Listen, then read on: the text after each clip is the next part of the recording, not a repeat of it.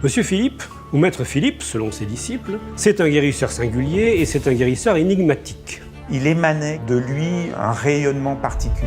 Beaucoup de bonté, beaucoup de générosité, aussi bien psychologique que matérielle. C'était quelqu'un qui pouvait aussi bien parler avec un tsar qu'avec le plus simple des ouvriers. Ses méthodes échappent à toute classification.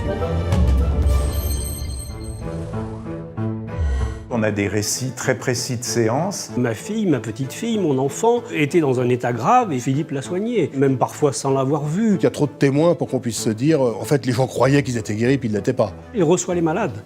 Il les reçoit soit individuellement et commence à les recevoir aussi collectivement. Et quand je dis collectivement, ça peut aller jusqu'à 100, voire 150 personnes à la fois. Puis il a eu une fille. Et cette jeune femme est morte très peu de temps après son mariage. Il a estimé qu'il n'était pas en mesure de la guérir. Nous ignorons pourquoi. À partir du moment où Philippe a été en contact avec la cour de Tsar Nicolas II, il a été sous surveillance policière. Il serait intéressé qu'il y a des gens modestes. Il n'y aurait jamais eu de souci de ce côté-là. Il exige un paiement, non pas en espèces sonnantes et trébuchantes, mais un paiement en monnaie du ciel.